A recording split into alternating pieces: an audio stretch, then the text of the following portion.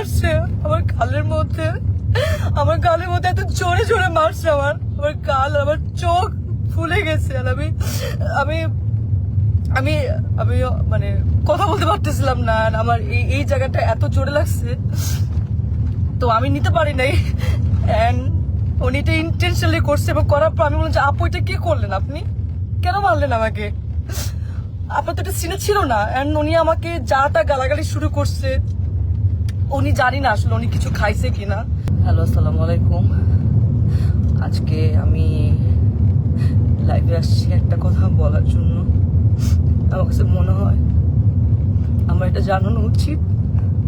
So আমি কখনো এইভাবে লাইভে আসিনি, ফর দ্য ফার্স্ট টাইম আমি লাইভে আসছি। সো আমি এই মুহূর্তে আছি হচ্ছে মানিকগঞ্জ।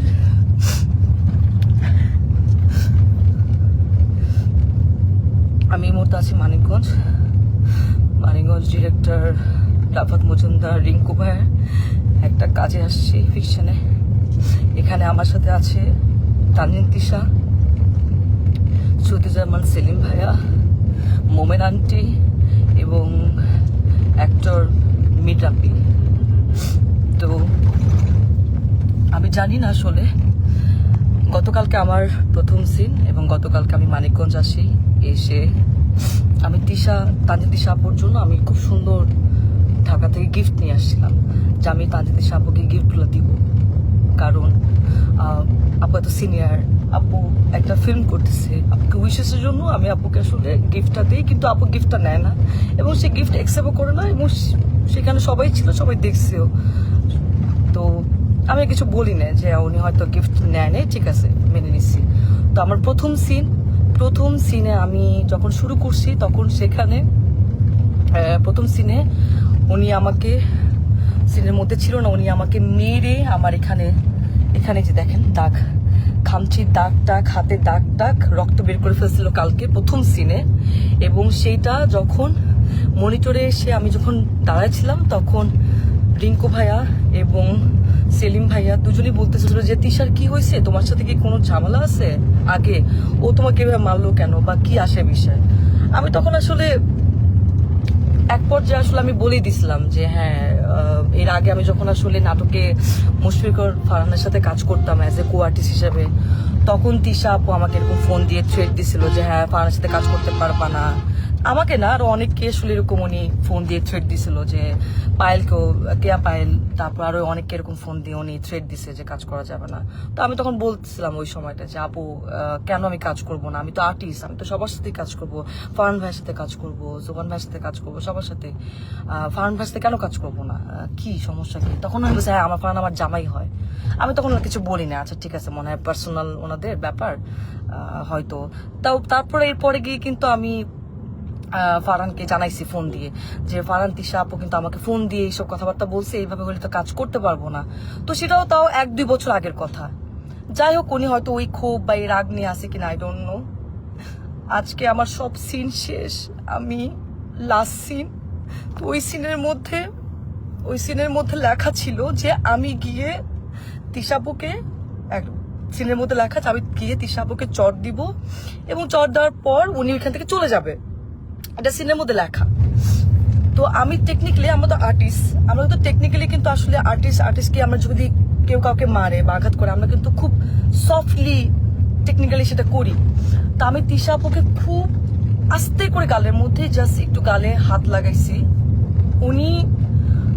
উনি চলে যাওয়ার কথা ছিল, কিন্তু উনি চলে না গিয়ে উনি সিনের মধ্যে, ক্যামেরা ওপেন ছিল, ক্যামেরা ওপেনের সিন চলতেছে মানিকগঞ্জে, এখানে অনেক মানুষ ছিল, তারপর ডিওপি ভাই আরো সবাই ছিল, এডিটর সবাই ছিল। উনি ওইখানে আমাকে এমন ভাবে মারছে আমার গালের মধ্যে এত জোরে জোরে মারছে আমার গাল, আমার চোখ ফুলে গেছে। আর আমি আমি আমি মানে কথা বলতে পারতেছিলাম না। আর আমার এই জায়গাটা এত জোরে লাগছে, তো আমি নিতে পারি নাই। এন্ড উনি এটা ইন্টেনশনালি করছে, এবং করার পর আমি বললাম যে আপু এটা কি করলেন, আপনি কেন মারলেন আমাকে, আপনার তো এটা সিনে ছিল না। এন্ড উনি আমাকে যা তা গালাগালি শুরু করছে। উনি জানি না আসলে উনি কিছু খাইছে কিনা, কারণ উনি গতকালকেও খুব উইয়ার্ড আচরণ করছে। গতকালকে উনি এরকম 40 মিনিট 50 মিনিট এরকম বাথরুমের মধ্যে আটকা থাকতো। কি খায় না খায় আমরা জানি না, ওনার গায়ে থেকে গন্ধ আসে অ্যান্ড কেমন যেন পাগলের মতো অ্যাটিটিউড করতেছে। এখন উনি কি নেশা করছে কি নেশা করে না সেটাও আমি জানি না, কিন্তু কেমন যেন পাগলামির মতো আচরণ করছে অ্যান্ড এটা সবাই সেটা দেখতেছে, সবাই দেখতেছে। তো উনি আমাকে চড়া মারার পর আমি বললাম যে আপু আপনি এটা কি করলেন, আপনি কেন মারলেন আমাকে এভাবে, সবাই তো দেখছে। তো উনি আমাকে বলে, আমি পরে ওনাকে বললাম যে আমি কিন্তু একটু সিকিউরিটিকে জানাবো আপু, আপনি যে আমার সাথে এটা করলেন এটা আপনি ঠিক করেন নাই, আপনি আমাকে এভাবে মারতে পারেন না। তো উনি আমাকে বলেছে ও আচ্ছা একটু সিকিউরিটিকে জানাবা, ও ভাইরাল হবা, একটু ভাইরাল হতে চাও। আমি ওনার কথা শুনে অবাক হলাম যে একজন সিনিয়র আর্টিস্ট কিভাবে এই কথাগুলা বলে। অ্যান্ড উনি এত বছর ধরে কাজ করছে ইন্ডাস্ট্রিতে, উনি আরো আমাকে গাইড করবে, উনি আমাকে আরো হচ্ছে হেল্প করবে, কিন্তু উনি যদি উল্টা আমাকে এইভাবে নেগলেক্ট করে কথা বলে তাহলে আমি আর্টিস্ট হয়ে আমি কিভাবে ওনার সাথে কাজ করব, কিভাবে করব বলেন।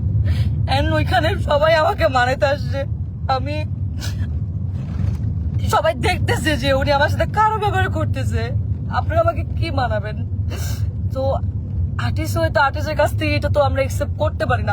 আমাকে এমন ভাবে মারছে, আমার এক পাশে কারের দুলো কোথায় পড়ে গেছে আমার কোনো কিছু খেয়াল নাই। তো আমি এখন ঢাকায় চলে আসতেছি, আমি একটু সিকিউরিটিকে জানাবো যে একজন সিনিয়র আর্টিস্ট হয়ে এইভাবে যদি আর্টিস্টকে স্ক্রিনের মধ্যে শুটিংয়ে যদি এভাবে মারে এবং যাচ্ছে তাচ্ছে ভাবে খারাপ ব্যবহার করে তাহলে তো সেটা মেনে নেওয়া যায় না, এইভাবে তো কাজ করা যায় না। আমি তো এর আগেও মেহজাবিন আপুর সাথে কাজ করছি, কাজের দিন রাত্রি, সেখানে বিকি ভাইয়ের কাজ করছি। কই মেহজাবিন আপু তো আমাকে এত সুন্দর করে কিভাবে কাজ করতে হবে আমাকে সাজেশন দিছে, আমাকে এত সুন্দর করে ট্রিট করছে।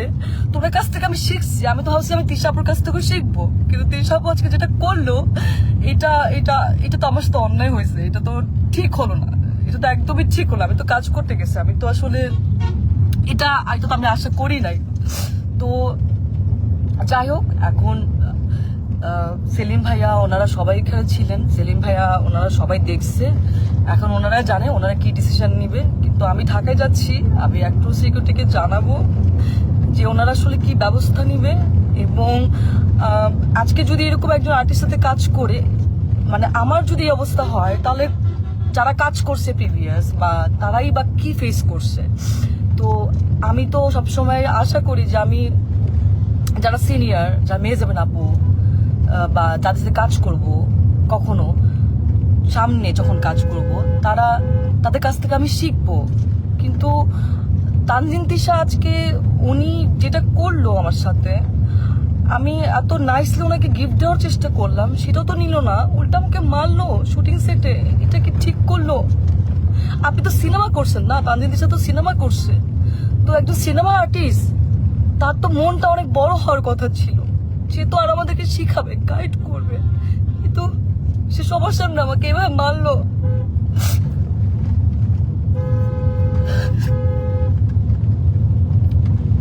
যাই হোক, আমি ঢাকায় যাচ্ছি,